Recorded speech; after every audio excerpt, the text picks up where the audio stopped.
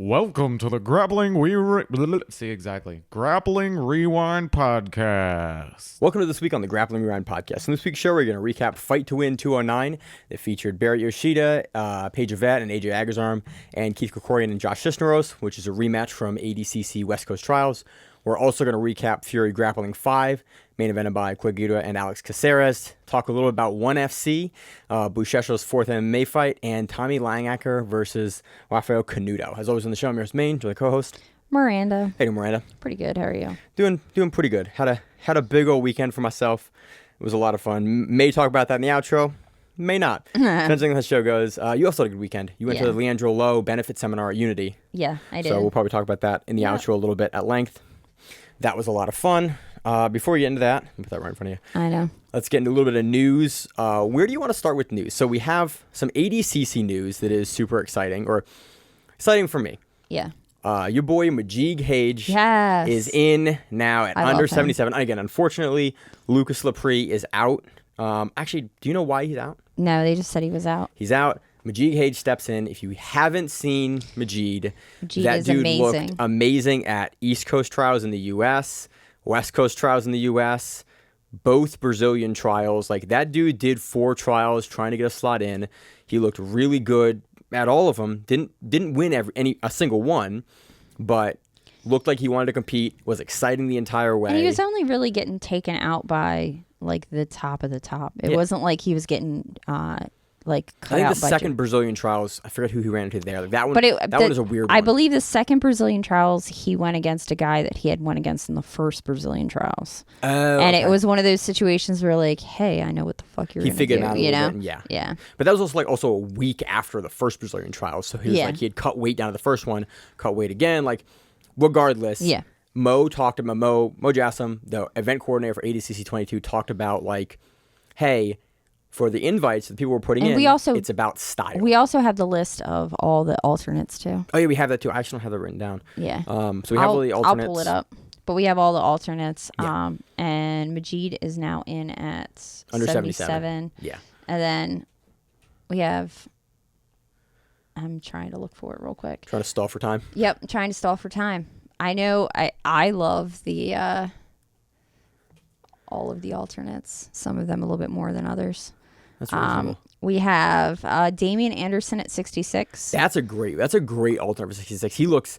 There's a picture of him and Ethan Collinstein next to each other. Yeah, that I sent to the they're chat, both which is both jacked of them just like flexing. And I'm Yeah. like, both of these dudes are ready to go. And Yeah. if anyone else, like, I don't want to see anyone leave 66, but fuck, I would love to see Damian Anderson just like give no fucks and go in peak form. And then, so we have him at 66. We had Magid at 77, which I don't know if they're going to back that up with another guy or not. Well, they have to. They're going to have to I put guess someone so. else in because, we're still a couple of weeks out. Yeah, and then we have Andre Porfirio. Porfirio. Yeah, he's at 88. We have Owen Livesley at 99. Owen would be fun to see. He did really well at European trials. Owen would be great. He's been fun to see. I'm at all Grapple about Fest. Owen. I need to find him. If anybody knows him, hit his sister up. We have Alex Grandi at plus 99. Yeah. And then for girls, we have Jasmine Rocha at under 60, and we have Paige Yvette at a plus 60. And we're going to talk about Paige Yvette actually this week's show. Yeah. Because she had a fucking great match at Fight to Win 209 this weekend. So that's what we got for ADCC news. Again, follow the Grappling Rewind on Instagram. I'm going to try to get some ADCC interviews out at ADCC. We have last week's show kicked off our ADCC coverage for the year, for essentially the big event. Follow the Grappling Rewind on YouTube and Instagram for like updates on stuff from ADCC and division stuff in the next couple of weeks. Share the show out with your friends in your gym so that they can participate and enjoy ADC with us. Yeah. We're going to start to do some preview stuff to basically give people an on-ramp into ADCC that may actually be next week's show. Is like, hey, this is what ADCC is, this is what it's about, this is why it's important, this is some of the history behind it, basically an on-ramp into why we are so absolutely excited about ADCC 22. So if you have someone in your gym that you think that you want to watch ADCC with or get them into it, put them over to us and, have us do the dirty work and the long work. Yeah, then Flo will pick it all up. So we'll pick it all up. You'll be able to watch it all on Flow, hopefully. Yeah. So that will be fun. In other news, kind of maybe less fun news. Do you want to talk about the Tex Jhonson versus Orlando and Flo and so we have a lawsuit that showed up, and we don't tend to get into drama. But I become legal counsel for the podcast. Essentially, yeah, Miranda's in the legal world. I'm not a lawyer. I'm a paralegal, but I've been practicing for 15 years, so I know some shit. So we go, hey, Miranda, what does this mean? What does Miranda this mean? And then I think it's really funny whenever this happens on the show, and this usually happens in the background of the show. Yeah. We don't tend to talk about it. Everyone goes to Miranda and goes, hey, what does this mean? And Miranda goes, let me pull the filings. Yeah. And then goes. So I went to Travis County because it's filed in Travis County, Texas. By the way, the only reason we care about this is because we covered the match on the show. Yeah, the Who's Number One match. I think it's actually like a first. Yeah, we should probably discuss the fact of where this comes from. This comes from Who's Number One on the show. Or in the rule set, it was that you weren't allowed to slam. And Orlando only does ADCC. Yeah, he's only done ADCC for almost 10 years Tex now. locked like a triangle on him, and he just kind of picked him up and slammed the shit out of him. Yep. And he got DQ'd. And Tex moved on, but then Tex didn't compete. I forget who moved on, or if they just gave a bye to someone. Might have been Hassam. I forget. It was. I think it was. Who Tex went against. I think it was. But regardless, so we usually don't cover like kind of drama on the show, but it has to do with that particular match. And it was pretty big controversy at the time of like Orlando didn't know the rules or knew the rules and didn't care. And it's Tex who has kind of a history with some rules discrepancies of his own. And Tex apparently is basically retired now. And the lawsuit states that it is essentially due to an injury to his back as part of this slam, and that it was banned within the rules. He's now suffered essentially a career-ending injury. And so he's filed suit against FloGrappling, against Orlando, and against a referee as part of the bout who he's basically claiming never worked to stop what was going to be a legal technique that was being done to Tex in that match. Well, and so for people that don't look at legal cases on a regular basis, especially for civil legal cases, which is what this is, it's the theory of we're going to hit everybody that possibly has any kind of liability and hope that something sticks. Because in all honesty, you're not going after them, you're going after their insurance company. Because you're not suing Flo, you're going to sue whoever insures Flo. And that's where you get your money really long term. Like, you're not getting a ton of money out of a ref or probably another competitor. You might, but your insurance company is what's going to pay the most. But anyway, so it's Texas. In Texas, you don't have to be completely not at fault to recover. So even if they find that Tex did something that caused said action to happen, like, he can still recover as long as the other party is negligent in one way or another. And then it just kind of goes into, well, I don't see the filing, but from what I've heard and what I've read, and kind of from what I understand law-wise, so Flo put on the event where he was hurt, and then you have the ref, and the ref had a duty of care to take care of him for the event. So if they can prove that the ref either didn't say something to them or somehow didn't warn them ahead of time. Because he was essentially negligent. That there was some kind of negligence in that behavior. Now, will that go against him, or because he's an agent of Flo, will it then be Flo's responsibility? That's a whole legal argument to make. But as long as he's doing what he's doing, like, he's pretty good. But like, you couldn't really say that he could stopping the match would be another weird one, because like, did he really know what was happening? Was he going to slam, or was he going to lift, or exactly? So we're under the legal side of everything. Yeah, it gets kind of weird, and then. But the whole big thing is, like, most people look at it and they're like, I go into a match and I understand that I'm going to get hurt, or that I can get hurt.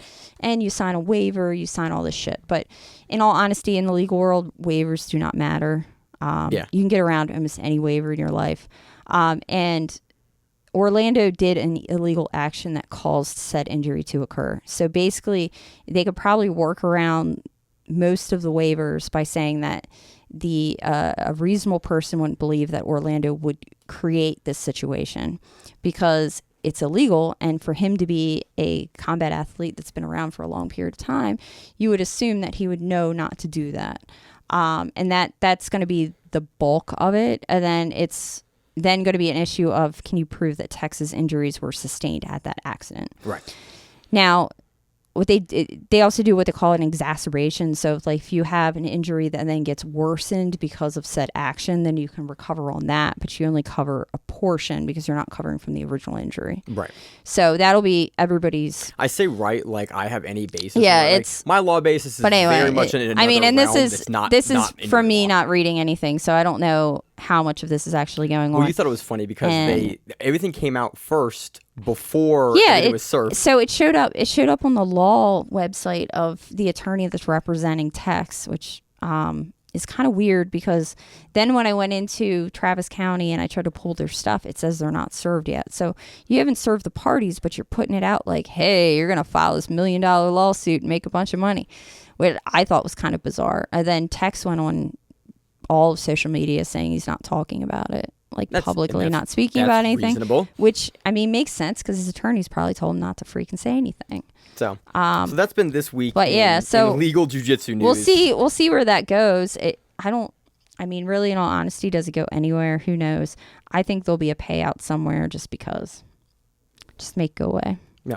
So that's that. That's interesting legal news this week. Got to pull from your law background and not my law background, which is. But I'm not an attorney, so you can't. Can't quote you on it. They can't quote me on that, and that's not legal crap. So let's move into the fun section of this show. Other news. ADCC registration for the Open has closed. I think they capped at 1,000 or 1,050, something like that. So it's capped. It's closed. Holy shit. That's going to be a very fun event. I ordered my ADCC book to get it signed by a bunch of people, so I'm excited to go in and do fan stuff at ADCC. We're getting close. We're booking. I'm amped for that. What do you want to recap first? Do you want to recap? You want to start with one, or do you want to start with for Fury or Fight? Let's start with one because it's. Let's start with one FC. So quick note, let's do Bouchesha versus Acrylic and Shango. I can't pronounce his last name. I'm gonna not pretend I do. Bouchesha had his fourth MMA fight. He did the jiu-jitsu very well against Krill. He did the jiu-jitsu very well. Basically, it was a 64-second fight. Yeah. They started. Bouchesha was like, "Hey, I'm not really going to strike with you." I was really afraid that Bouchesha was going to try to strike. Like that this was going to be it's like gonna happen that was all of a sudden he's going to fall in love with his hands one day. He was going to be like, "Oh, I'm going to show how amazing I am boxing," and then get his ass knocked out. Like I was like, "Oh no, no Bouchesha." Older than time is the jiu-jitsu savant that comes in and decides that he's going to work his boxing. Dude, I don't want to see that. Bouchesha did what looked. It was a very long range low double. Yeah. That he kind of swung for the outside leg on and almost pulled half for a second. He kind of almost did like an ADCC style, like I want to pull, but I'm not allowed to pull. Yeah, a little That's what he did. And then he immediately... Because it wasn't a double because he didn't follow through Well, it wasn't. He gets both legs. He doubles him down. But he's like way too in front of him. He doesn't go through him. And then he goes to his back. He throws over to single leg X. He said... And then throws a heel hook. And it was like, that was it. Yeah, in a small amount of... Because he was crying over Leandro Lo and he was really upset after his match. And I was trying to listen to him and like his English was a little disturbed at the time. I watched the caption version of it, so I got everything. Did you? Yeah. Okay. He goes into he was like, I didn't know I actually, he was like, I didn't know I could do that. Or he said something to that effect. And I was like, oh, he didn't realize that was what he wanted to do. Yep. But so Bouchesha full of emotion. Bouchesha. Again, awesome to see him effectively kind of making the transition over to MMA. Again, another really quick fight, but that's what you kind of want to see for big name grapplers. Well, especially because it's not like he can go into amateur. No, he has to go straight pro, so he has to kind of get fed to the wolves a little bit immediately and kind of build up his resume and his experience in the cage. Again, and he's not getting fed to the wolves. He's getting he's getting you're fighting heavyweight. It's a little different, but I'm saying you get thrown into immediately to large pro matchups on a big stage. Exactly. You don't get to go local amateur route for 2 or 3 fights. It's like Bouchesha's immediately on a world stage. I mean, on the card was Demetrius Jhonson rematch. Yeah. For the title. Well, that was an awesome fight. Yeah, that was on the same. It was card. the same. It was the dude. ONE FC had 2 cards running the same day. It was weird. It was confusing. It was confusing trying to figure out what the hell was going on. But it was exciting. So it was. That was good. Because I think Langakker Canuto was on the other card. It was on the first card. It was on the daytime card. Yeah. Which really was confusing to figure out. Yeah. I don't know. The whole thing confused me. Tommy Langakker versus Renato Canuto was a certified banger. It was. This is a match that I will show people. They're like, what do you do? This match. Like, this is the modern Paul Harris versus Gary Tonin, where it was like, oh, this is an action-packed, fun match where you just like, there's no point in the match where I was like, okay, skip. What's the next thing that's happening? And there was a bunch of sections where I went the other way and like, let me rewatch that section. Yeah, and this was a repeat, I guess, or whatever. I think they fought each other a couple of times. Yeah, they fought each other at least in 2018 at the European Open. And that was Guy, though. Yeah, and Langakker on triangle armbarred him. Yeah, absolute. So they have seen each other before. Yeah, and it was an exciting match. It was awesome. I liked.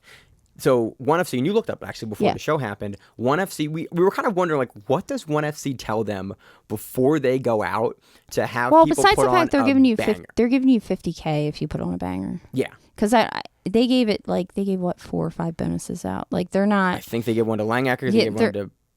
Gave at least Demetrius 3. Jhonson. They gave one to. At least 3, because one of the Muay Thai matches I watched. Yep, because the Muay Thai matches were freaking wild. They're always the 4-ounce Muay Thai gloves. That's and the so new hotness. yeah. So they're not. They're not stingy with the payouts. They're not stingy with the money at all. But and I do appreciate like that whatever they told them, and so you looked it up. I was like, what are they telling them? And you're like, oh, if you get a stalling penalty, then the only way that you can win the match is by sub. Yeah. And if your opponent also gets a stalling penalty, then it defaults back to the regular rules. But essentially, if you get one like inactivity penalty in that stalling 10 minutes, penalty, you're like, oh, get your ass in motion. You cannot win this. Yeah.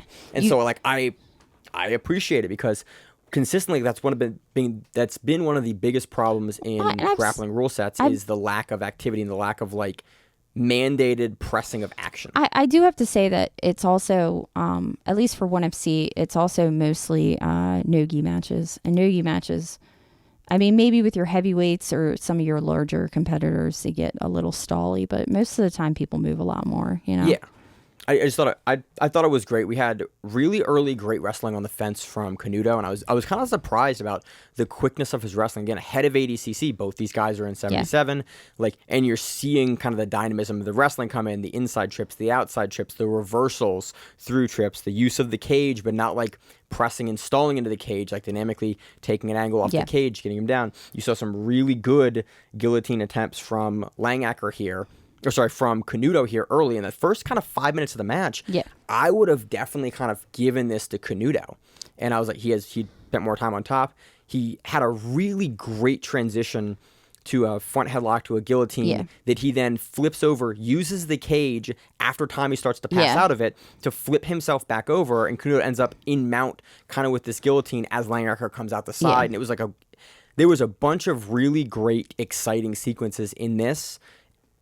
Kind of like the whole one card in general. Yeah. Then at about the 5-minute mark, Langakker hits the gas. Yeah. He, in like one sequence, is able to take Canuto's back and kind of like a scramble to the outside. He does like a single. He comes up from a single and like jumps his back, basically. Jumps his back. And he traps Canuto's arm into the back while he's there. And I went, oh, that's very tight. And Langakker is weirdly kind of flexible. Yeah. And gets his legs nice and high. And he has an outside like wrist trap grip on Canuto on the opposite side of the arm he has trapped. Yeah. So he functionally has both arms trapped. And then he starts one-arming Canuto with the choke. And I went, he's not going to get that. And then you saw him like lock it in and he throws his other hand behind. I went, oh, that's very, very tight. And because he let go of Canuto's arm so Canuto could fight the arm in. Yeah. But he had Canuto's head kind of turned to the side and bottle-topped. He slid behind, and I went, oh, he's going to tap. And the commentator was like, oh, that. And you have Chiavello losing his mind. Like, I fucking love Michael Chiavello. While he went, and Canuto just doesn't fucking tap, and then gets out.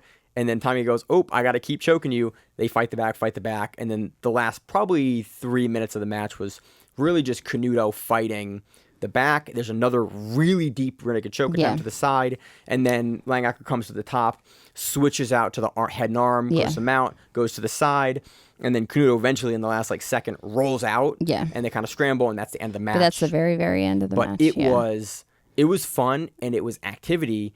And I just love that one, at least right now with the stable of grapplers that they have, has kind of figured out like, oh, we're only going to book exciting grapplers for exciting matches.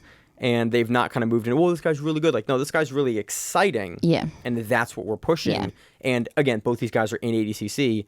top 16 in the world in their weight class, like obviously. Very, very good matchup. So I had a ton of fun watching it. It's definitely a match it was that a fun match. I'll point people to the gym to watch. If you have people in your gym, send it to them because it's on. You can probably find it on YouTube. It's on YouTube. Well, it's not technically on YouTube, but right now it's on YouTube. It's on Amazon Prime. But that was fun. Also, it's illegally on YouTube. it's illegal on YouTube, but it happens to be there right now with about 4,500 views. You may find it tomorrow morning. I might have to copy it. It's also on Prime. I don't have Prime logged in on this machine that's behind the camera, so that's why. I don't know if it's on Prime or not because it was on the daytime card, and the daytime card wasn't on Prime. The daytime card was on YouTube. Oh. And the late card was on Prime. I didn't realize and that. yeah, that was because I was like traveling to New York and I was trying to watch all this shit and I couldn't watch it because I couldn't figure out where things were. Well, and I was getting frustrated. You can find it. It was fun. So anyway, also coming up soon, YouTube. we have Mikey Musamechi fighting Clever Souza for the 1FC belt for whatever weight class they're in. I forget. 35, I think. Is it bantamweight? I think it's 35. So that'll be super exciting because Mikey and Clever are 1-1, but both matches took place in the gi in 2017. Okay. So, and aside from Isaac Doderlin, who Mikey has beaten since then, yeah, Clever's the only guy in the gi or in the weight class that has like recent wins over Mikey. And that's in 2017. Yeah, like so Gabriel is like 2 weight classes above him. Like Mikey just doesn't have a lot of guys that have ever beaten him at the weight class. Kleber's one of the guys. I initially thought, I was like, why is he fighting Kleber? And I looked and I was like, oh, that's actually a really reasonable rematch to happen because Kleber's a guy that, has beat Musamechi before. So that's exciting. That's coming up soon. Again, after this, I can't wait to see more 1FC. And again, 1FC, the production value and everything, and gave Langakker $50K. Yeah, and the thing is, you can watch a submission grappling match, and then turn around and watch like some kind of crazy kickboxing match, and then a Muay Thai and match, then a Muay Thai and then an MMA match, and watch Demetrius Jhonson flying Nima Rice for his belt back. And then you get the crazy ones where they do like 1 round of Muay Thai and 1 round of boxing. When Demetrius Johnson fight Rata, you do some crazy shit. So 1FC is about it, and I am about it, and I'm so happy that we're getting to cover them more because they have been awesome for we need to go years. We need to go see them at some point. I'm down to go to Singapore. Yeah, why not? Those flights are only $2,300. I don't know. I looked it up. We have to like so behave. We have to be on our best. I am always on my best behavior. I am not. So you're not. My wife's not, and so like, oof. So yeah, we gotta. So I looked, gum chewing. Flights like $2,300. I looked it up. I want to go. So that's fun. I think it would be fun. We're gonna be covering more 1FC in the future. I need to go to one of the New Year's Eve Rising cards. Yeah, Rising cards. I want to take Rachel for a honeymoon. I think I've told her that before, but regardless, on the podcast, that is my goal for a honeymoon. Is like, hey, we're going to watch MMA in Japan, and she'd be like, I'm down because Mark's awesome.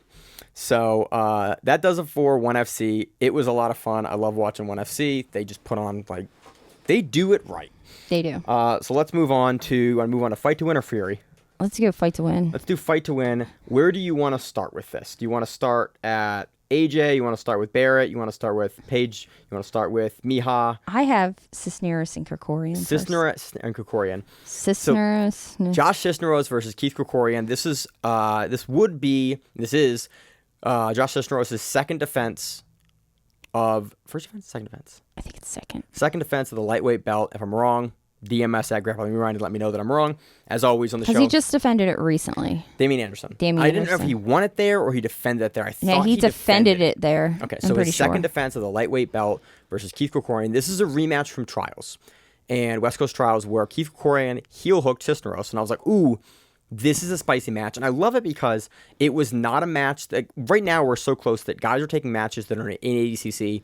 It will affect the bracketing.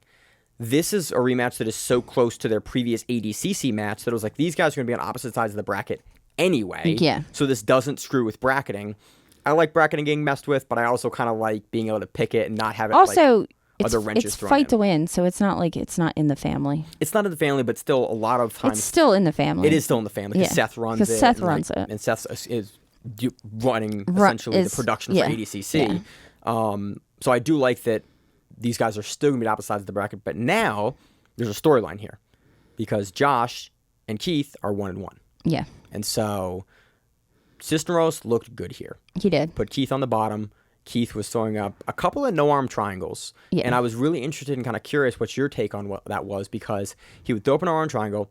Cisneros would get really high. He would start to stack. And then he would force Keith to engage with his hips up to try to push Cisneros away. But Cisneros would pressure in to prevent Keith from being able to turtle or roll out or back to the guard, and then Josh would pass. Yeah. And then he would set. I couldn't figure out if it was Krikorian trying to set something up or try to get a position that he wanted. Yeah. Like if he was trying to roll under or get under him, and Cisneros was just blocking that, and then he realized that if he immediately passed on the block, that it was easier for him to do that. He does it like I think twice in the match, or 2 or 3 times in the match, but he gets past twice with it, and I was surprised because I couldn't figure out where Keith was going, because in the interview, when I interviewed Keith at West Coast Trials, you can find the interview on the Grappling Around YouTube page. He talked about like taking a more measured approach to a positional game, because you're not going to just go out and submit the best guys in the world. And he was even surprised in the first match with Josh Cisneros that he was able to submit him in the first place. Yeah. And so I was kind of curious, like maybe he had additional confidence going into that because he felt him the first time that he thought he could submit him, so he was willing to kind of like overextend in the fight to win rule set again. Yeah, I'm not really sure. I've been a little. I haven't been good with my Patreon account with Krikorian, so I haven't paid attention to it long enough to figure out if there's something there or not. But the only thing I could think is that he was trying to get under him. That it was definitely he was trying to get to either a position that he wasn't able to get to, or he was trying to roll under.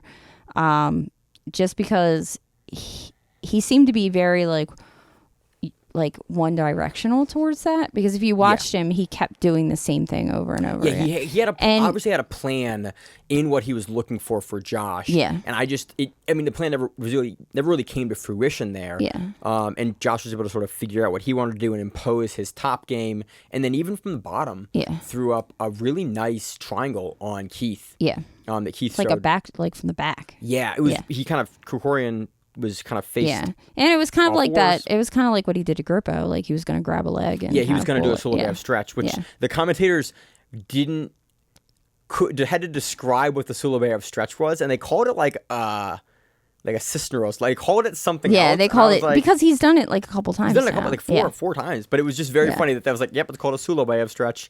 It's called a Sulabev stretch, and it was I think it was hanging. I forget who else was on commentary, but they had to talk it through, and it just kind of made me laugh. That they had to describe it instead of having the name off. Yeah, I don't know what Krikorian was looking for, but he was definitely trying to find something in particular, and it didn't seem like it was working for him, at least for this match. So I think the biggest moments of the match were that triangle. The back triangle. Josh. He gets from like really neat side angle, gets the leg in, and we know Cisneros has an amazing triangle game and like a TP choke game, because that's sort of what made him famous in 2017 when he won the purple belt lightweight championship with a TP choke. Yeah. That was submission of the year for Fight to Win that year, and that's what turned us on to Krikorian in the first place. We know he has a great squeeze. He's really, really good from those leg in choke positions, and Krikorian showed a ton of heart to be able to kind of in a very measured way, like get down, get his hip shoulder, get his shoulders turned, pull out, come up, and immediately kind of start throwing his own offense. But Cisneros, you could tell, didn't gas himself out there, and you could tell was like ready for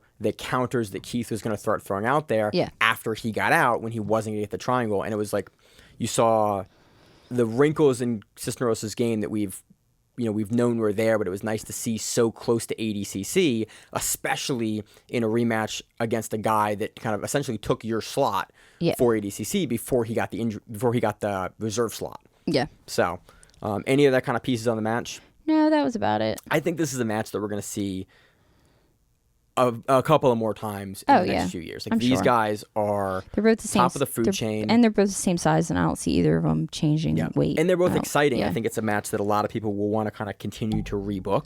And and I think Krikorian is definitely changing, and he's like kind of changing his game and moving like in a positive direction. We've seen drastic changes to his game since purple belt. 2017 he was a purple belt, going into EBI, and then him getting on the pro events and changing his run from the first trials, 2018 trials, 2019 trials, even East Coast trials. We saw changes to his game versus what we saw at West Coast trials. Yeah. Like he's a guy that's consistently evolving, and he's young, and we're continuing to see that. And again, the same thing goes for Josh Cisneros. So very, very excited to see the collision course that these two guys are on for the next 10 years. Yeah. Because we're going to see them on the opposite side of every bracket that they're going to be in for the next 10 years. So very, very fun match for things to come. What match do you want to do next? We go Jennifer Flores and Paige Yvette. So Paige Yvette is a reserve. She's the woman that was on Subversive for Legion. Yeah. I'm trying to think of other. We've covered her a little bit on the show. But less than I would like. She did trials because I think she's a brown belt. I don't think she's a black belt. Yeah, I think she's a brown belt still. Yeah. Under Keenan. Yeah. Or yeah. Mihawk.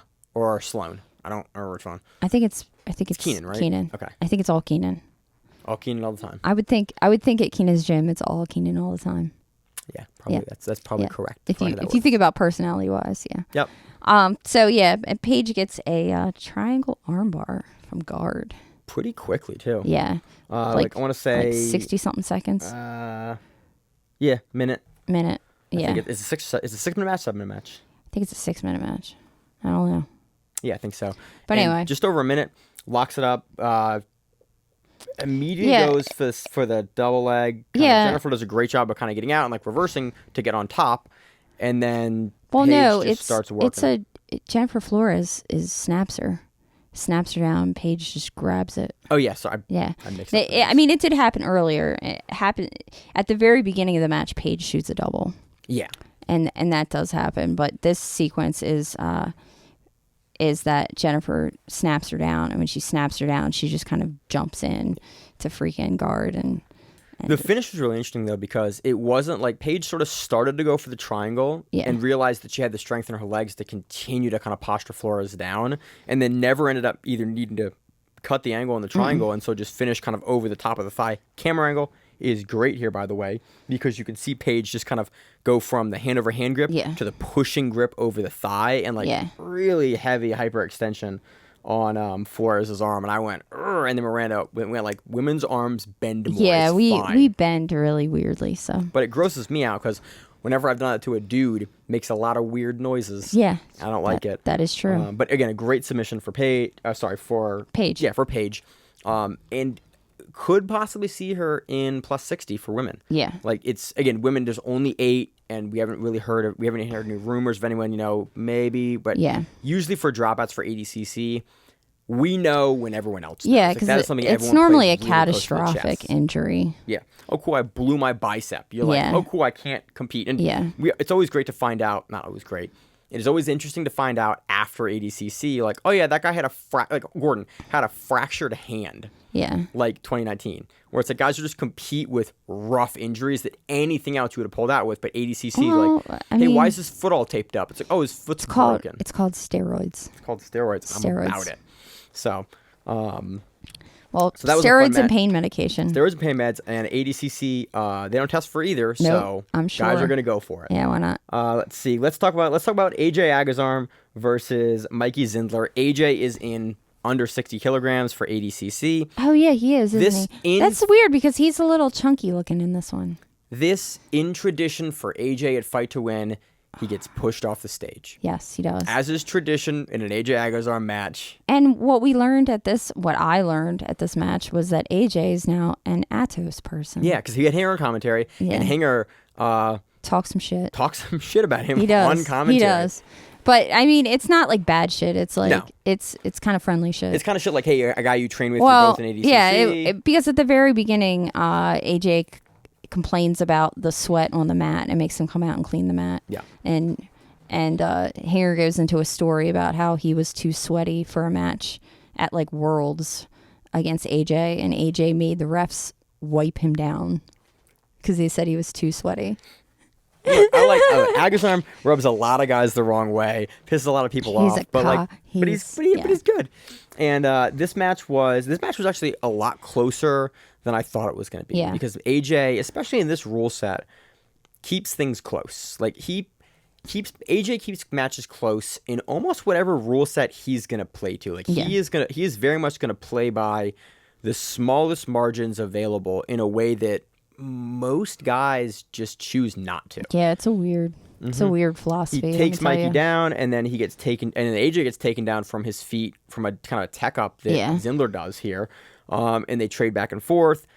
There are definitely moments in this match where Mike Zindler is beating AJ Agazarm. Oh yeah, and there are definitely moments in the match where you see AJ, like you see those flashes of that world class talent that AJ has, where you're like, ooh, if you put that together, you can take ground, Yeah. especially the dueling toe holds at the end. You saw both angles. The one that Agazarm had looked way deeper than the one that Zindler had, and I was like, okay. And so, very close on either side. There's some fun sequences. I just think that dueling toe hold attempt, I hate it. In the last 10 seconds, it was much stronger for AJ. AJ has a couple of moments where he jumps over the guard and like he is putting up more aggressive positional work and attack work. I mean, there's a couple sub attempts throughout, but nothing really that crazy. Nothing was like, oh, he's about to submit him. He's like, oh, he's in the position working for a sub. Yeah. Closer match than I kind of thought it would be. Yeah, me too. But definitely, like, I don't think it's wrong to give this match to but Agazarm. I think I am concerned. The last couple, I'll say it. The last couple matches I've saw with Agazarm aren't. He had the Barch match. I'm not. He got subbed in like quickly. I'm truthfully not seeing him doing very hot at. No, ADCC. I don't think you could see anything that he's done recently and go like, oh, yeah, because that he's guy's not. a world He's beater not right like now. yeah. He's definitely not picking it up, and I don't know. Maybe he turns it on for ADCC and everything changes. But the last two matches were not matches I'm like, oh, he's a freaking beast. It wasn't Canuto and Langakker, two guys that look like they're ready and they're conditioned. And it wasn't for that Cisneros top and level. Krikorian. It was, and I mean maybe that's just his game. He has like a more like lazy game, but like that shit's not. It could also fly. be him kind of playing posse because Agazarm is just a really weird dude. He's cocky. He's cocky. He's super cocky. He is super cocky. So again, it is very interesting to see. Him and Magid are like bros. Yeah. And, like hang out all the time, which is a weird combination. It is a weird combo. I do think it's really interesting to have Krikorian and Cisneros and Agazarm on the same card. Like you got 3 guys of 16. Yeah. But again, put them all in the you're back. in San Diego. Put them all in the back at the same time. And hey guys, you're all gonna fight each other round robin for ADCC. There you go. So that was that. Well, 10 Planet has a whole crew there, so it's not like Yeah. Krikorian's taken care of. He has like 50 all people those with guys. him. I mean, again, Atos is in San Diego. That's where AJ is at now. Legion's in San Diego. That's where Paige is at right now. You have, I think Cisneros is Aries, so he's Bay Area. Yeah. I think is where he is. He might be. It's Bay Area. Yeah. Yes. That's what commentary said, but they did not sound confident about No, that. they were made me second guess. Is that Bay Area? I don't know where he is. For whatever reason, I thought he was Phoenix because his last title what I defense thought. was He's Arizona. Phoenix, He's and that Arizona. was and that's what I thought. But maybe that's not. Maybe that's like his hometown. I don't know. I'm not certain, I'm gonna Google but this shit. Hinger made me way not confident about where he was Hinger from. was just like all over the place. Yeah. I mean, Aries itself might be from. Because Aries is a pretty big affiliation. Because I trained with the guys in Nebraska. There were some Aries guys there. Oh, really? They came over, from Kansas City to train up with us in Nebraska, which was fun last weekend. Or was it last weekend? Technically, last weekend when I went to Nebraska with Zach. Yeah, because you were away 2 weekends in a row. Yeah. It's been a rough couple of weekends. So he was born in Santa Maria, California. Lived in Bakersfield, California. Do we have where he's out of or no? Yeah, I'm still reading. So while you look at that, let me move on to the next match. We had Barrett Yoshida versus Tim Mendoza. I fucking love Barry Yoshida. Barry Yoshida is the back crucifix OG, and I have been watching and trying to do what he does for like 8 months now. And I was frustrated by this match because Barry Yoshida did shit that I just can't do. And I've tried to watch him do it. He's an interesting dude. That dude has an amazing game. And if you've watched Barry Yoshida's Instagram, so I've been trying to get good at the back crucifix. I've been trying to get good at the back crucifix. And so for the last 6 months, I've just been watching Barry Yoshida's Instagram, and all he has posted is him fucking up blue belts, purple belts, brown belts, other black belts with the assassin choke. That's all he's been doing. He hit it at Fight to Win like a while ago, and then everything on his Instagram has just been a sequence to get that choke with either the lapel or with his own belt. Are you going to drop or the with your belt. $400 just to have him teach you that? Maybe. I don't want to. But there's part of me that wants to, but I don't know. So it's almost too many people. There's almost too many people, and there's specific people I want to see, and I feel like the people that I want to see aren't going to come around to the groups I'm at, and that's my only fear. But I might drop it because why not? Win in Vegas. Win in Vegas, and what else am I doing? Nothing. Right. So I've been watching Barry Yoshida do this choke to Aries people is out of California. Okay. And he is out of California, but I swear that when he played Phoenix, or when he played Phoenix. When won the title in Phoenix. Competed in Phoenix, they were like, "Oh, hometown, blah blah blah." Right. You know. Yeah. So I have not a clue. No clue. So, Barry Yoshida, really, all we've been doing is his choke. And so when he starts to set up the crucifix from the guard, which, by the way, almost no one does. Barry Yoshida, he's done some Fight to Win for years and years and years. If you go back and watch his I've Fight never to Wins. normally the crucifix doesn't come from a guard. No, it doesn't. From the guard. So Barry Yoshida, and he's done it for years on Fight to Win, because that's normally what we see by Barry Yoshida compete is on Fight to Win. He has this setup for the crucifix from the guard, and I've watched him do it, and I've studied it, and I've watched a bunch of his matches on Fight to Win on Flow, because he does it a really interesting way, and he's done instructionals on it, but I always like watching comp footage. He crawls over the back. He goes to essentially he lets you get a low, high double leg on him, and he double overhooks you with the butterfly guard. Do you know what you could probably do this to? Everyone. You should probably do this to people that like the body lock pass. Yeah. I'm going to try to do it. That's my goal now.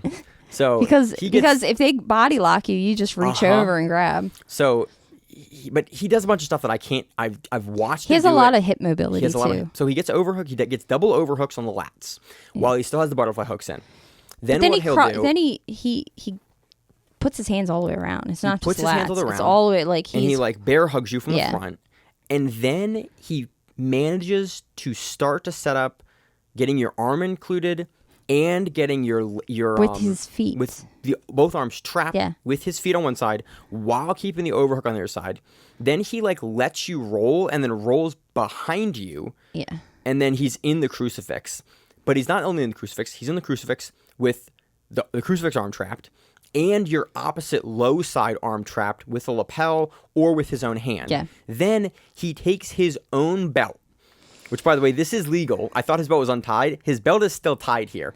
He takes his own belt. He puts it behind your head. I swore I watched him untie it, but maybe I didn't. It's a long belt. Yeah. It's the old school long belt. Yeah. He takes the belt behind your head that's in the crucifix, not over like every other choke does. Yeah, behind your head and around. Then he takes it behind you and then over, and then with his hand that's not controlling your other arm, it's the leg side arm. Some gangster shit right there. He reaches over and he will choke you with his own belt. Yeah, he will also use the other wild. lapel, and he'll also use the same side lapel as the non-choking arm to do it. But he did it with the belt, and he's been doing it with the belt for months and months and months on Instagram. I think if I was even in a tournament that it was illegal, but I was there and it was set up. Look, until the ref tells you. I might try that shit just to see what happens. Fucking Barry Yoshida submits Tim Mendoza with a beautiful. Again, it's with. This is the Barrett Yoshida game. Yeah. This is what he's been doing for damn near 20 years now. I watched a video of Barrett Yoshida at the All Japan Open or Invitational, and it hits him in the back crucifix no-gi on a guy, and he's not punching the guy in the face, but he's not punching the guy in the face. Yeah. And he's just raking under the guy's nose with the top of his hand over and over and over. And the guy's fighting the choke. And Barry Yoshida just keeps raking under his face hard, eventually gets the choke. And then the guy taps and the guy just holds his face after. And that is now illegal in most grappling rule sets to fight under the nose like that. It's illegal in ADCC. It's illegal in IBJJF. You can't fight under that. But back in the day when Barry Yoshida did that, it was still legal. You can't do that in ADCC? Not anymore. Oh, I didn't know that. You can't fight under. If you watch the rules video that Mo put out about a year and a half ago, they talk about you can't pop the nose. You can't fight under the nose anymore. Basically, from the mouth up I remember to the reading eyes, to the eyebrows, I remember you reading can't that now. touch and really muck with it all. And I appreciate that, but it was you can go over it. Yeah. You just can't bridge under it there. Yeah. But it's Barry Yoshida doing what Barry Yoshida does. I've been studying his game a ton recently. It's awesome to see him get another submission win against dope black belt and Tim Mendoza, a rematch. Doing the thing that he's been doing for years and years. Yeah, it was a fun match. It was a fun match to watch. Yep. And even, there was a lot of action in it, even when it was just Barrett trying to get his position furthered. It wasn't your normal stally, everybody was stalling and staring at each other. Barry finishes with 1 minute left on the match, and at no point in the match was I wondering okay, when's he gonna do the thing? Because I saw the Instagram highlight before I saw the match. Okay, when's he gonna do the thing? It was I was engaged with watching him progress through the position the entire time. Very interesting match. Might just be me, because I'm trying to emulate what Barry is doing, but very, very interesting match, and it's kind of an insight into the types of matches that I enjoy, because it's fucking Barry Yoshida, and I love watching that dude. Do we have any other matches on Fight to Win? Do you want to watch Kevin Crane? Oh, yeah. So, And Mihawk. last match we have that I want to talk about is Kevin Crane versus Mihawk Prejovic. Mihawk's a Legion guy. Mihawk's a Legion guy under Keenan. This is a fun match. It is. It's a fun match. Kevin Crane definitely does his normal, like, cocky little... Trying to pitch. Kevin Crane is a guy that seems to try to piss off whoever he's competing against. He does. Which is fine. Again, it's a strategy for sure. Mihawk stays composed. Kevin also keeps a level of activity that is... like pretty impressive. Like he is consistently rolling under and jumping the guard. Yeah. But it's funny because he does all that and then he does like something really stupid where he just lays there and let him like, he does like the just jump, just take side control from me. And he just kind of lays there. And then he like acts out of that, which he is a guy, and we see this a lot in the guys, like usually outside of the guys we cover on the show with a ton of frequency. They will play possum, and they will let a guy get comfortable, like coming into a position, and then at the last second, they will explode into a sub, and it throws a lot of guys off, especially like guys that are like right before you get to Mihawk's level. Yeah, guys that like are really, really good, like mid range, like high mid range, and you can get a lot of subs off of guys like that. Once you run into guys like Mihawk is. Like, he is ready for playing his game regardless of what you're doing. And he really showed that here. Like, you can't really... pressure under fire. You can't fire. Distract him. Yeah. And Crane was consistently, like, throwing up, like, high guard to invert for the legs and, like, going both sides of the legs. And then you saw Mihawk towards the end of the match figure out kind of the way in which Crane was attacking and, like, the pace that he was going to push, where he was going to explode, slow Crane down a little bit and, like, start to throw off his own leg locks and, like, at the pace that Mihawk likes to work. Yeah.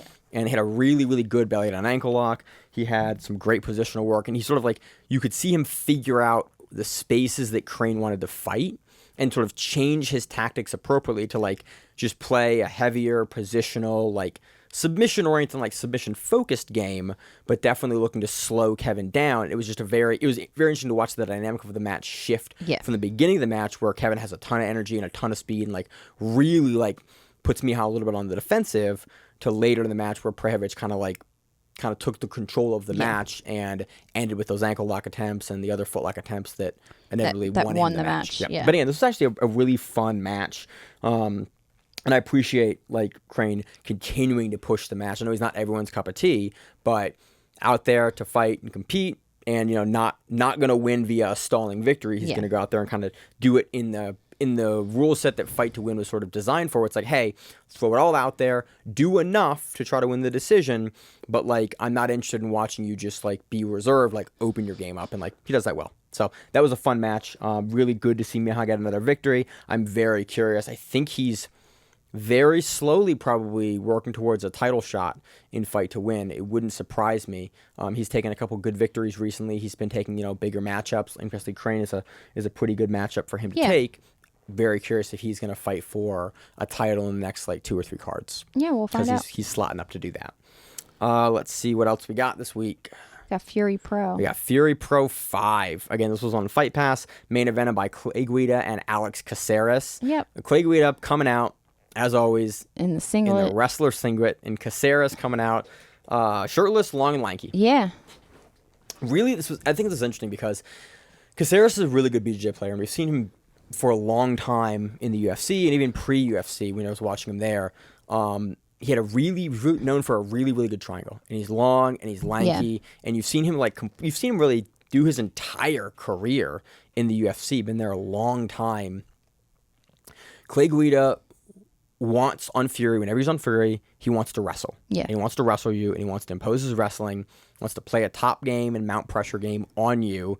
And Caceres is long and lanky. Yeah. And every time Guida would shoot in, or not every time, but almost every time, you'd see him, like you'd see Caceres either scramble out or push Guida's head down and then try to circle out to the back. Yeah. And repeatedly, he was able to do it. Either taking his own front headlock, taking the back, taking a top position. Like, he figured out that Clay Guida wants to do a low single on him and drive him through and turn the corner. It was really a low single.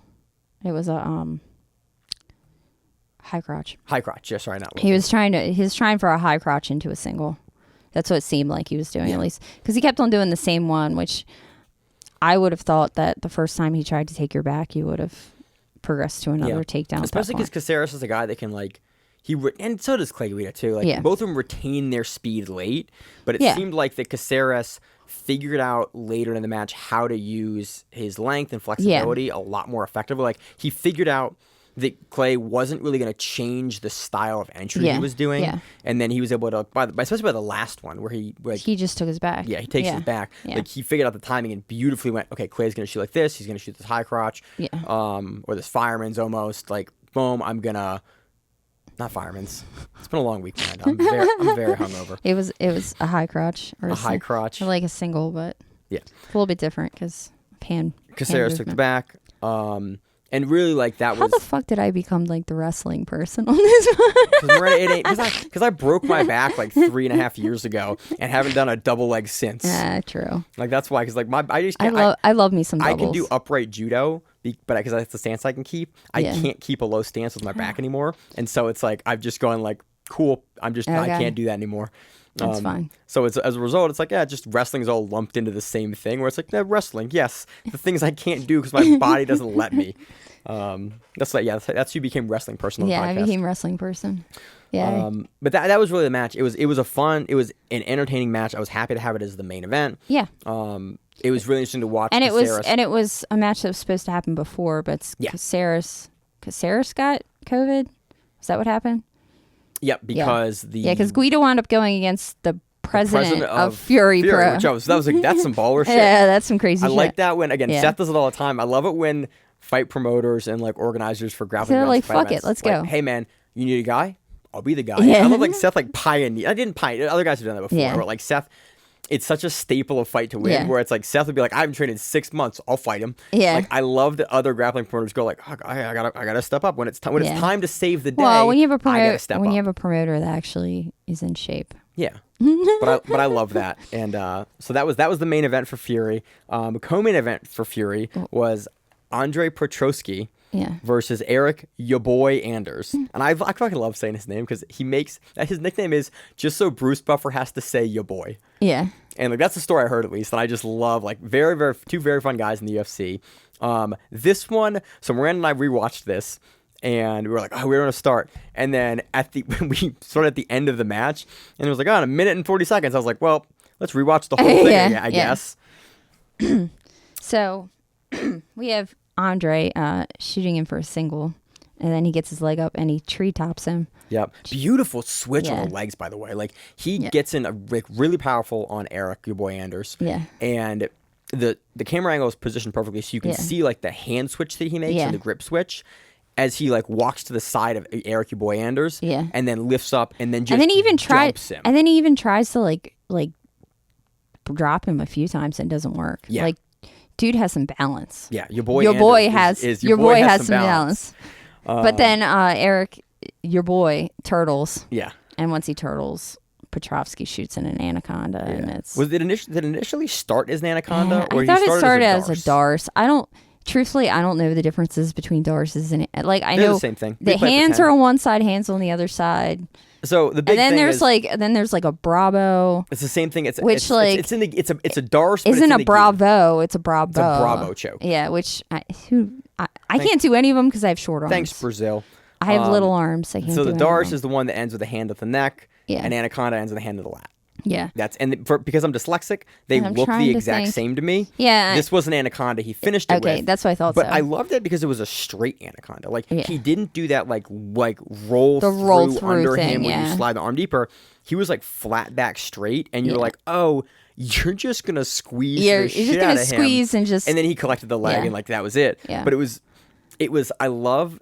Again, I don't want to say not as a negative thing. I love goon technique when it's just like, oh, you just locked this up and just like squeezed. And again, there's a lot of like you did see him cut an angle, but the initial setup was very, very flat in a way that you typically don't see people that are very successful with the darce the anaconda end up. There usually is more of a little bit of a side angle to put I think he also had such a deep like. The initial set of grips was so good that it didn't really matter. He's also long-armed, and you can get away with that as long because if you have longer arms, you can shoot it further and deeper. So I think he's probably longer armed than I thought he was.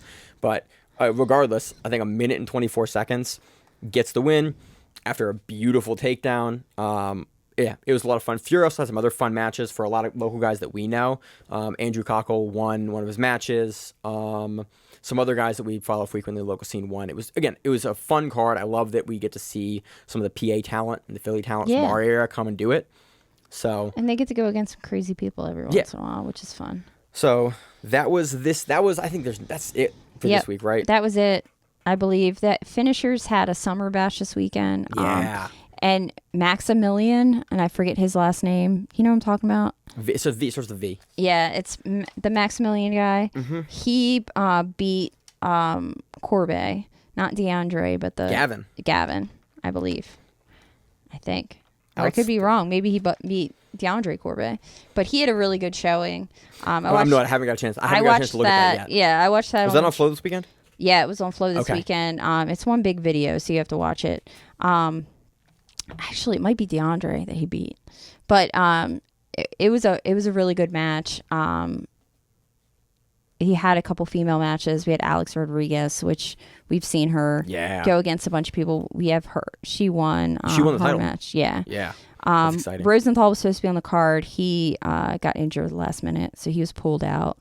And it was an interesting card to watch. It was a bunch of like local talent, and they had a couple guys coming from California and all over the place to do it. So it was a good event to watch. I watched it on the train, so I was like, my service kept on like getting all screwed up because the Amtrak sucks. But so let's talk about that. So that's the outro of the show. So yeah. Do we have anything announced for next weekend? Do we have any big events for? I don't think so. I don't think we have anything big. I don't know. Big next weekend. I think there's a lot. There's a lot going on right now. Yeah. So we're ramping up World Masters. We have Masters. Masters. Next week. We're not going to cover Masters because we typically don't. Because old people aren't real. Yeah, but we have some good people in Masters. That's fine. Yeah, they're old. Some old people. They earned it. We're doing next week is probably going to be more preview for ADCC. Okay. Followed by Jiu-Jitsu Con. We moved the IBJJF GP, didn't we? Yeah. So the GP is not happening anymore. Probably preview for ADCC next weekend. Okay. Because we got Las Vegas Open. The World Championship Bracket Reveal show is September 16th. We'll probably have a show that either happens that evening. Are we going to physically be there? I guess we're going to physically be there. I'm going to fucking be there. Yeah, I guess we're going to be there. Yeah. I keep on forgetting that we're actually. Vegas isn't I'm leaving for Vegas from Let's the time not of the talk show. about this. I have 13 days. I have weight to lose before I get there. Yeah, so I'm close, but not a lot. Not really. So, yeah, that's coming up next week. Okay. So you gonna make me nervous. This weekend you did the Leandro Lo benefit seminar. I at did. Unity. I did. You also did some classes at Unity as well. Yeah, and I actually went up early. I went up on Friday. And went to the Unity seminar. I went to Open Mat before it. Learned that at Unity it is 1,000,000 degrees, so bring 2 gis because you will sweat through your first gi. You had to rent a gi. And I had to rent a gi for my second gi, which was the actual seminar, which was something fun. Interesting about the benefit. So it was the seminar to benefit Leandro Lo Foundation, which he actually set up. You told me this before he. Before he passed, yeah. Okay, so here's a question. We're calling it passed. We're saying he passed. Yeah. Is what we're saying? Murdered. But what's the right way? This is me just being not cultured. I think it depends on what you want to say. Before he passed, he set this up at the foundation, and it was only a few days before he passed, so the foundation was actually set up by Leandro Lo. The story that Murillo runs Unity. The story that he told was that allegedly Leandro was supposed to have a meeting on a Saturday to set up this foundation, and that for whatever reason Leandro decided to push it up until Tuesday. He had the meeting on Tuesday, set it up, and then he died on Friday or Saturday. Jesus. Like he died before that meeting would have happened. So there's a Leandro Lo Institute in Sao Paulo. All the money that was raised from this seminar went straight to Brazil. Murillo also bought us a bunch of Brazilian food to eat afterwards, which was pretty amazing. But yeah, they had all their black belt. They had 17 instructors that all kind of taught. They did the same kind of thing as the ADCC seminar is set up, where the Hall of Fame seminar. Yeah, the Hall. Yeah, we were all put in groups of like 15 to 20, and then we had instructors come around and show us what we were doing. But like Anna Carolina Vieira was there. Devontae Jhonson, Pato was there. Junie was there.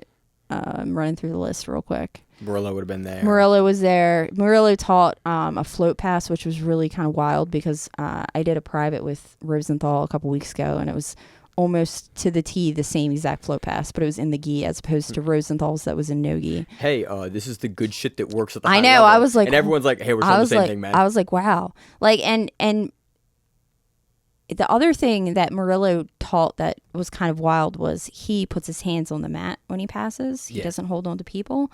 And I was always told that you should hold on to people because when you hold the mat, your balance, but it was for balance purposes. It's when somebody tries to sweep you, you have your hand already out there.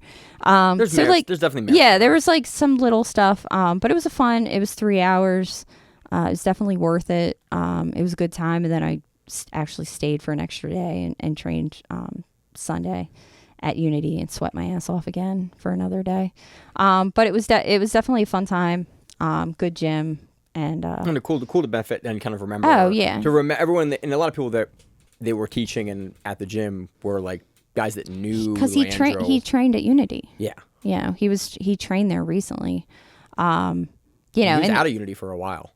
I think he had been back right before the last time. I'm trying to think what his last match was. His last match was like a Grand Prix or it was something like that. Maybe Stars. It was BJJ Star. Yeah, it was one of those, and he was training there because I remember watching the videos. Yeah, and Murillo just kept on telling stories of like how he would get all pissy about stuff, and Leandro would be like singing and dancing in the background somewhere. Like he always had that kind of like a good spirit, that and good a nice spirit. guy. Like, Yeah, it's Leandro is a dude that I think, and even more so since he's passed. Everyone just has like good stories about the dude. Yeah. Where it's like, oh, this time it's like everything was going bad. I just fucking hanging out, having a good time. I think it's hilarious when all the videos that are coming out of Leandro dancing at random like spots because there's so many of them, and they're prolific. It's just like there's Leandro in the background, there's Leandro here, there's Leandro before Worlds. It's Leandro. Like that dude was just laughing and singing and having a good time, and just like is a guy that represented the community so well and was so loved by so many people. It's amazing to like have seminars and have a foundation for him, and and to remember like it's so unfortunate to have a guy in the community like that pass, but to remember and have all these experiences for the guy, and it gives me a chance to appreciate some of the people that we train with now, and like appreciate like the community that we have and some of the great people that are still living in the community, and it kind of gives me a little more perspective on that in a way that I kind of didn't really think it would because of all of just the stories about how great of a guy Leandro was. And it's like, oh yeah, that, for all the bad stuff that happens in the community on this show, Relative Frequency, it is really nice to remember that there are still some great people in the community, like guys like Leandro, that do carry the flag at a high level, and like, they're just good people. Yeah. So it was fun. It was a good time. I will return back to Unity at some point. I shall return to Unity to sweat my ass off. Yes, to sweat my ass off once again. Dear Jiu-Jitsu, AC. It's not the 90s anymore. We got it. The problem is you're in a basement. The problem is you're fighting in a basement. You're in a basement that is humid as hell, and you're just, unfortunately, it's just the way it is. Getting good jiu-jitsu. So. But I don't care. As long as it's good times, it's good times. On a less wholesome note, I had a fun weekend with a bunch of guys in Ocean City this weekend. In a weekend I can describe as, you're not getting your security deposit back. I thought you were going to talk about seeing John Hansen. I was talking about it last week. Oh, okay. That's okay. last week. Okay. I can't see. I don't want to talk too much about John Hansen because that dude is, like I said last week, working on some shit, and I'm just like, I can't say anything. I can't say anything till after. Like, I have a bunch of videos. I have interviews with him. Like, sweet. Everything has to come out after. I get it. Because of what he's doing, and I'm just laughing. Like, I have so many cool stories to like talk about training with him. That's awesome. But I can't talk about anything. Nah, I get it. And I'm very, very excited to go to Vegas and hopefully shoot some more stuff with him. And like, I'm excited for 2 weeks for traveling again to Vegas, and it'll be a lot of fun. Miranda, you got anything else going on this weekend? I don't think so. All right, I got nothing else either. As always in the show, I'm your host, Maine, for the co-host. Miranda. We have the grappling around, you see on the map. Whatever it is, stay safe. If you like the show, please consider sharing it on Facebook with the folks at your gym. It's the best way that we grow the show, and we really appreciate it. You can reach out to us on email. We also have Instagram. We have Facebook. We have Twitter. We have Google+. Until that shuts down. We have a website. If you have an event you would like to have us cover, please let us know. If you have a name, like most people do, and you'd like to have us stop butchering it, let us know. Reach out to us. The show is also available on YouTube, Spotify, in addition to iTunes and every other podcast service. We very much appreciate your time, and thank you.